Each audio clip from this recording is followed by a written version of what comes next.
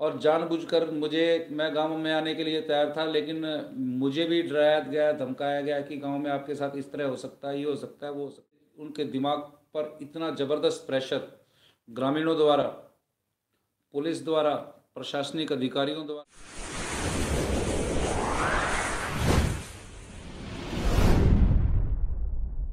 जैसे देखा जाए बाबा साहब के जितने भी चाहने वाले हैं उनको एक ठेस पहुंची है, तो उनके लिए क्या मैसेज है कि आने वाले समय में ऐसा ना हो। बाबा साहब के जितने भी चाहने वाले हैं, जितने भी भीम सैनिक जो तैयार थे कल आने के लिए, पुलिस की लाठियां खाने के लिए, मुकदमा झेलने के लिए, मेरे समेत उन सभी लोगों के लिए एक बहुत बड़ा झटका है कि एक प्री प्लान्ड साजिश के तहत ये सारा का सारा जो है एक प्रोपेगेंडा रचा गया हमारे प्रोग्राम को डिफ्यूज़ करने का। और हम लोगों को अंधेरे में रखा गया। कल दोपहर में ही इन लोगों का समझौता हो गया था, हमको अंधेरे में रखा गया। बाकायदा जो जिला प्रशासन का जो पब्लिक रिलेशन ऑफिस होता है, वहाँ से ऑलरेडी पहले प्रेस नोट बन चुका था। आप पत्रकार महोदयों के मोबाइलों में पहुँच चुके थे वो पीआरओ के जो संदेश हैं कि इस मामले में समझौता हो चुका है। केवल एक आई वाश बाकी था, एक फॉर्मेलिटी बाकी थी, जो गांव उजाला में जाकर आज थोड़ी देर पहले की गई है।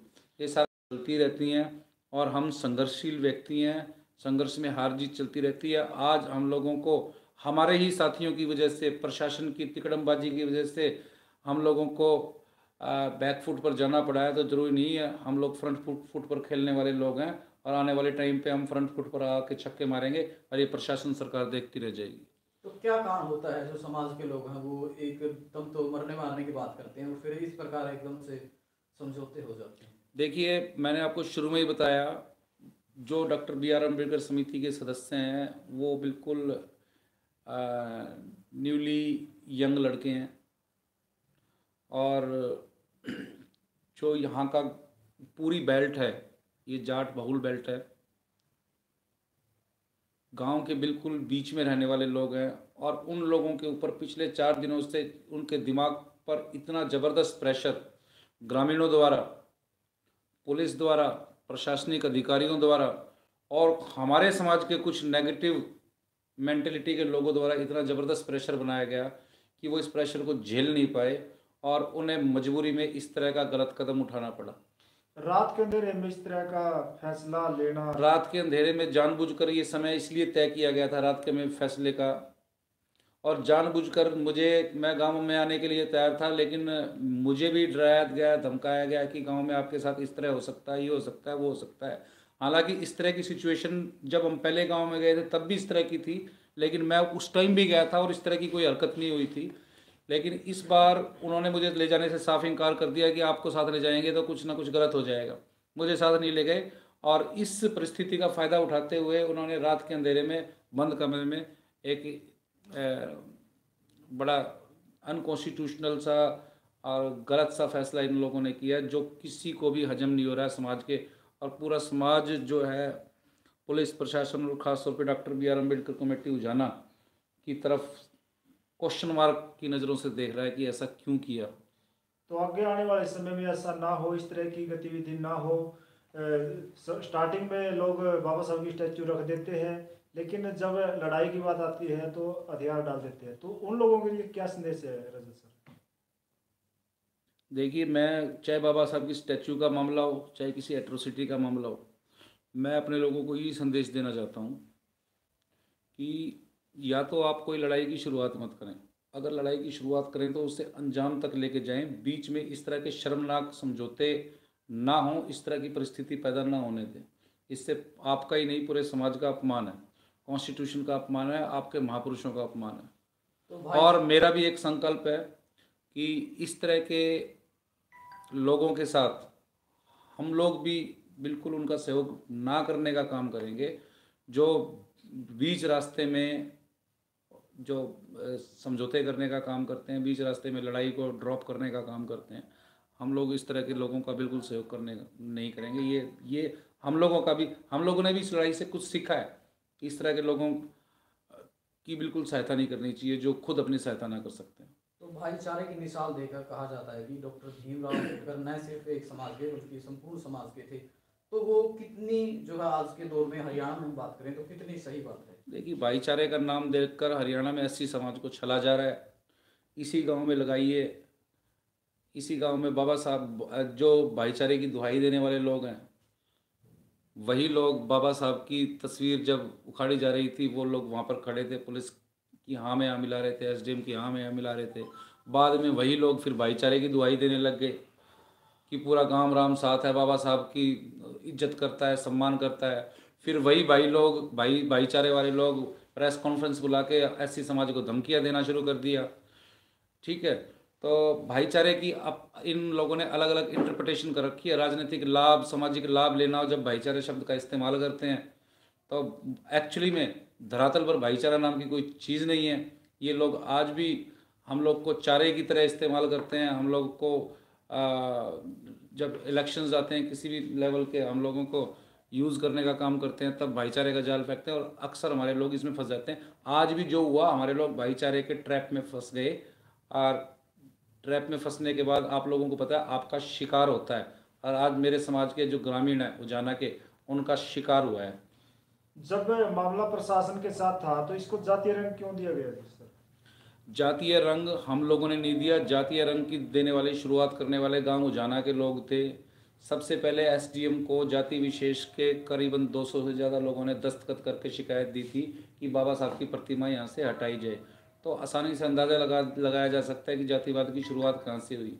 जब बाबा साहब की प्रतिमा हटी तब हम लोग पिक्चर में आए, हमने विरोध किया। हमारे विरोध को जातिवाद, जाति का जहर फैलाने का नाम दिया गया। ये टोटली गलत है। ये एक काउंटर, फॉल्स काउंटर ब्लास्ट है हमारे एलिगेशंस का। तो उस समय जब बाबा साहब की प्रतिमा को उखाड़ा गया, उसके बाद ऐसा सुनने में आया कि कुछ लोगों ने लड्डू भी बांटे हैं, तो ये कहाँ तक सच्चाई? ये जातिवाद का जीता जागता उदाहरण है। जब एक समाज के, वंचित समाज के महापुरुष की तस्वीर को उखाड़ा जा रहा है और जाति विशेष के लोग लड्डू बांट रहे हैं, तो जातिवाद का इससे बड़ा उदाहरण आपको कहीं और नहीं मिल सकता। तो सरपंच को इस मामले में घसीटा गया था, तो आपने अब तक जो पढ़ा, सरपंच को इस मामले में घसीटा नहीं गया था। सरपंच इस मामले में इन्वॉल्व था। कोई भी गांव में पुलिस बिना सरपंच की परमिशन के एंट्री नहीं कर सकती। सरपंच गांव का मालिक होता है और सरपंच के परमिशन के बिना गांव में पत्ता भी नहीं हिल सकता। इस सारे के सारे मामले में सरपंच की साइलेंट इन्वॉल्वमेंट है, डेलिब्रेशन है और उसकी सहमति से ही सारा का सारा ये बाबा साहब का जो मूर्ति हटाने का काम है, उसकी सारी की सारी कंसेंट से ही हुआ है। तो सर आगे का स्टेप क्या रहेगा अब आपका? आगे का स्टेप जल्द ही, मुझे लगता है ये जो एक फेक कंप्रोमाइज़ हुआ है, ये जो एक फेक कंप्रोमाइज़ हुआ है, एक झूठा कंप्रोमाइज़ हुआ है, प्रेशर में कंप्रोमाइज़ हुआ है, डरा धमकाकर कंप्रोमाइज़ हुआ है, ये कंप्रोमाइज़ जल्दी ही आप लोग देखेंगे। हमारे लोगों, जो गांव के लोग हैं, ये जल्दी ही फूटेंगे। जल्दी आप लोगों को गांव में दोबारा फिर बाइट देने के लिए बुलाया जाएगा और सारी इनकी जो पोल पट्टी है, जो मनुवादी लोग हैं, जातिवादी गुंडे हैं, ये आप खुद लोग इनका पोल पट्टी खोलने का काम करेंगे। तो प्रशासन ने कहा है कि ये मामला आज सुलट गया है, कि आपकी तरफ से भी ये मामला बंद हो गया? हम ये मामला ना तो हम लोगों ने क्रिएट किया था, ना हम लोग ख़त्म करने वाले हैं। हम लोग केवल, हमारे समाज के जो लोग उनकी कॉल पर यहाँ पर आए थे, उन लोगों ने हमें यहाँ बुलाया था मदद के लिए, हम उनकी मदद के लिए यहाँ पर आए थे। उनकी हमने हर संभव तरीके से मदद की, लोकतांत्रिक तरीके से, सामाजिक तरीके से अपने प्रदर्शन किए और हमारी इन्वॉल्वमेंट के चलते ही प्रशासन के हाथ पैर फूले। प्रशासन को इस सिचुएशन में आना पड़ा कि उन्होंने लगातार मीटिंग्स की, लगातार लोगों को इस मामले को निपटाने को कहा और कहीं ना कहीं हमारी इन्वॉल्वमेंट की वजह से मामला पीक पर पहुंचा। पूरे हरियाणा में इसकी आवाज़ गई और प्रशासन को अल्टीमेटली इस मामले को, चाहे उन्होंने कोई सा भी तरीका अपनाया हो, वो उन्होंने इस मामले को आज एक तरह से डिस्पोज ऑफ करने का काम किया। क्या कानूनी तरीके से इस मामले को आगे बढ़ाया जाएगा सर? अगर कानूनी तरीके से इस मामले को आगे बढ़ाया जा सकता है, बेहतर तरीके से बढ़ाया जा सकता है, गांव के बाशिंदे अगर चाहेंगे तो अच्छी तरह से बढ़ाया जा सकता है। तो जिस आप इस प्रकार की लड़ाई लड़ते हैं और जब इस प्रकार एकदम से निराशा मिलती है तो क्या आप महसूस करते हैं? देखिए, बहुत बड़ी निराशा की बात है कि आप लोगों ने मेरी पहले ही बाइट ली है, हम लोग धाड़ धाड़ के बाइट देते थे, आज बड़ा मायूसी में मैं बाइट दे रहा हूँ।